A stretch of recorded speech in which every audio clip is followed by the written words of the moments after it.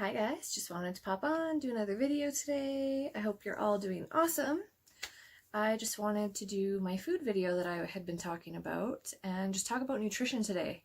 And I really feel like in this day and age there's so many fads and so many diets out there, and I just think people should call it eating, because when we attach the word diet to something, a lot of people in their mind have that fixated as a short-term goal.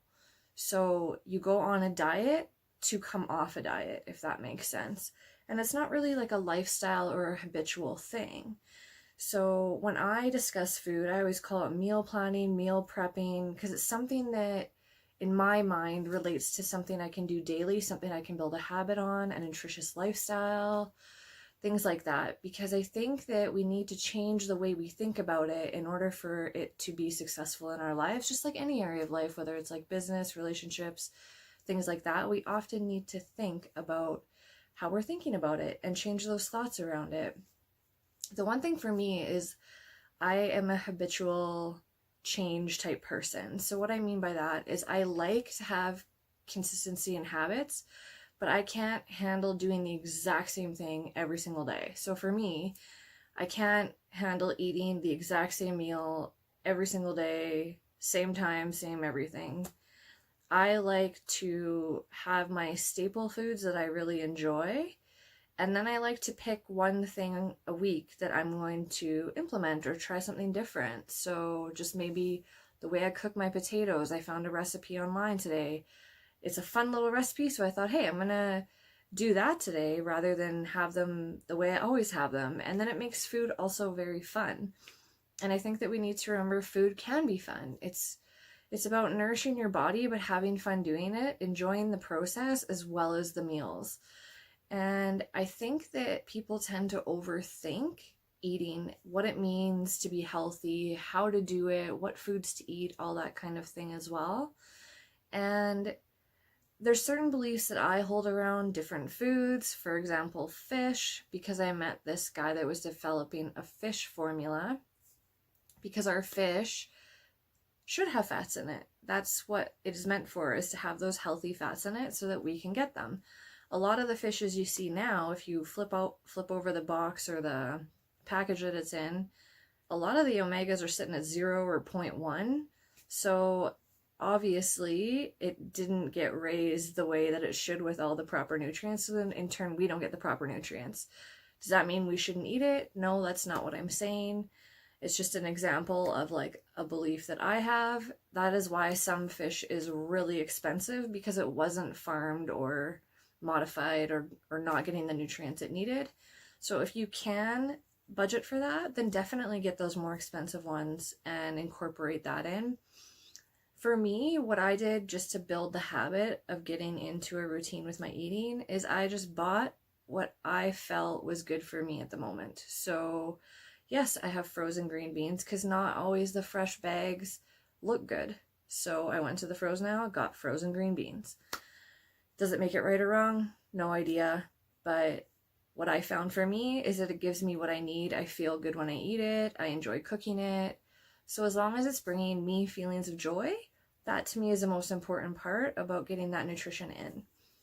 I definitely love talking about this kind of thing just because of all the confusion around it.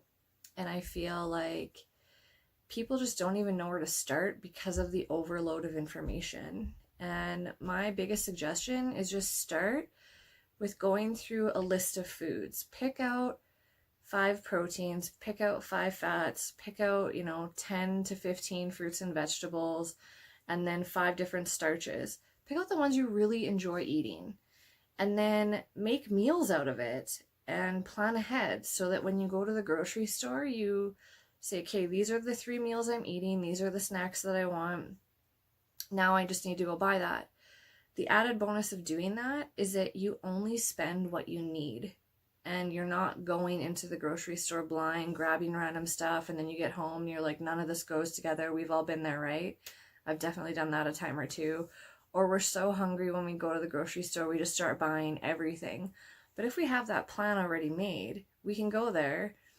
It allows us to also budget. It allows us to plan ahead. We're just planned in so many areas that affects everything to do with our life. We know what we're eating. We already have it on hand. We've made time to cook it. Also, go to the grocery store if you have time to prep it directly after. That's what I do because I love getting everything fresh and then cooking it right away. That way it's already done and taken care of. I don't have to think for the next 3 days. And I do 3 days at a time just because I find for me that's what works best. So then I know, like, say if I cook on a Monday, then I know on Thursday I have to have all the stuff I need for the rest of that week, or I have to plan a trip to the store, get everything else, and be able to prep that day as well.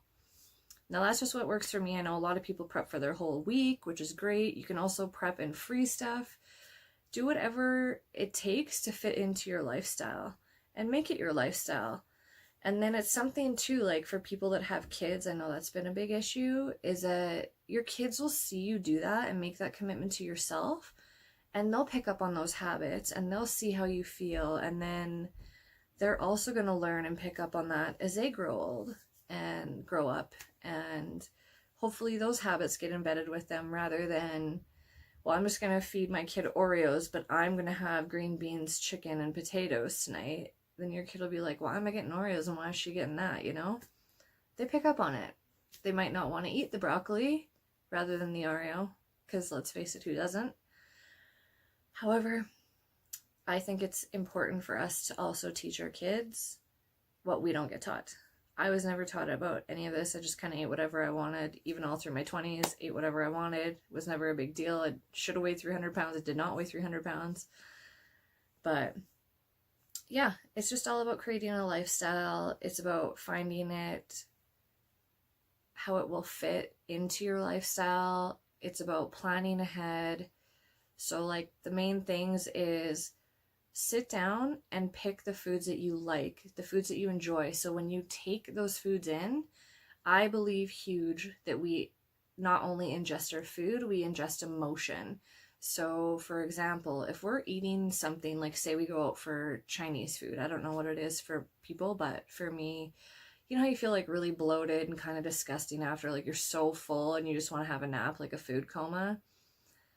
That shouldn't be how we feel after eating, first of all.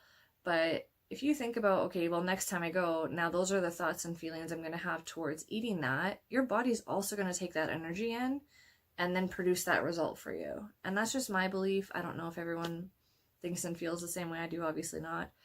But I am a huge believer that we ingest our thoughts and emotions as well as our meals. So number one, pick out the things you like. Number two, plan ahead to go get the stuff you need and make that time available to prep it right away so that you're prepared for the week. Number three, pre-plan ahead also when you're going to have to go do that again and make another list. Just always be one step ahead. And you'll notice what this does is it not only frees up time in your week, it frees off a whole load of stress of not always having to panic meal to meal as to like what to get, where am I going to go, what are we going to cook for dinner, all that kind of stuff as well.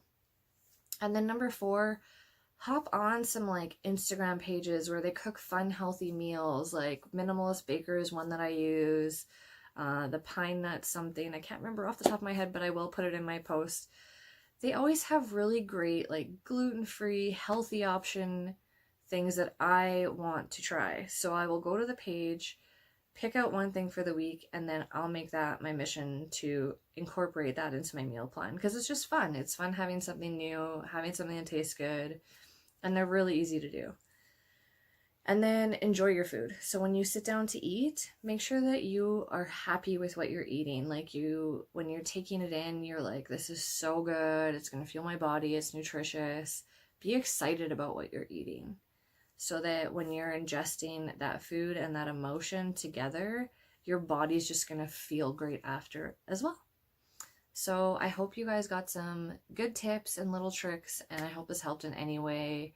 If you want any more information or have any questions on what I do, please feel free to comment below. Thank you so much for enjoying this video, watching it, taking the time today. I hope that it helped in some way. Thank you guys so much. Have an awesome day.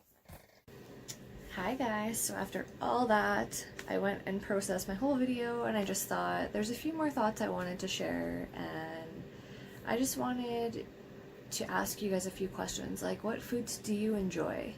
When you're eating, do you feel like, oh, I'm not going to feel great after this? Or, oh, I love this food, I love this meal.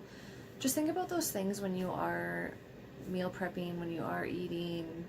Those kind of things make a really big difference, I promise you. And find ways that work for you. Like, what makes you feel good, and what foods do you honestly just love eating? And find ways to make those into meals, or reach out to people, or ask people, or research things. Like, there's more than enough free information out there. We should all know how to listen to our body. The thing is that it takes time, it takes energy, it takes effort, and most people just want the quick and easy way out. There is no quick and easy way out. I have spent over the last 15 years figuring out my own body and what works for me, and now I'm on a mission to help other people feel the same way that I do, because I used to go through periods of time where my stomach was really bloated. It felt like I had rocks in it. I went through every test up to an MRI. Felt like crap all the time. My stomach would be like the size of a beach ball. And how frustrating is it when you go to the doctor and you get no answers?